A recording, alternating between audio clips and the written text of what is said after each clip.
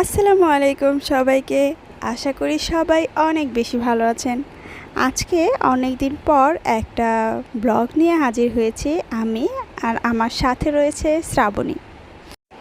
আজকে আমরা রিক্সা করে যাচ্ছি চন্দ্রিমা উদ্যান, যার পূর্ব নাম ছিল জিয়া উদ্যান। তো এই রাস্তাটা যাওয়ার সময় এত সুন্দর পরিবেশ ছিল, মানে রাস্তাটা যেহেতু অনেক চওড়া আর অনেক বাতাস ছিল, এত ভালো লাগছিল আসতে। তো যাই হোক, আমরা ভেতরে প্রবেশ করেছি। অনেক দিন ধরেই কোনো শাড়ি পরা হয় না বা ঘোরা হয় না, এর জন্য দুইজনে চিন্তা করলাম জাস্ট আমরা দুইজনেই ঘুরে আসি চন্দ্রিমা উদ্যানে।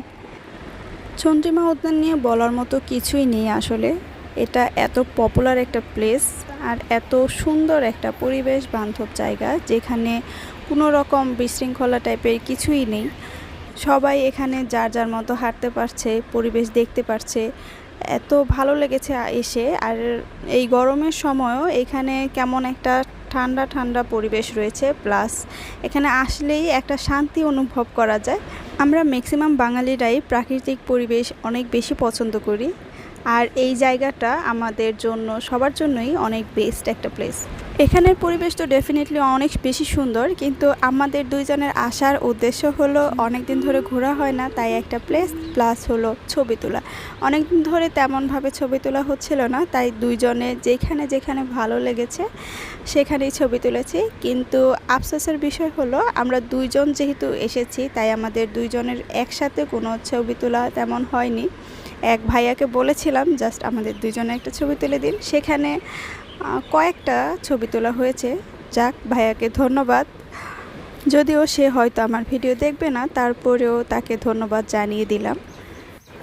অনেকক্ষণ হাঁটাহাঁটির পর অনেক ক্ষুধাও লেগেছিল, তাই আমরা এখানে পাশেই ফুচকার দোকানটা দেখে ফুচকা খেতে বসেছি। ফুচকাটা এত বেশি বাজে ছিল কি বলবো, শুধুমাত্র টাকা দিয়ে কেনা হয়েছিল বলে ফুচকাটা শেষ করতে হয়েছে।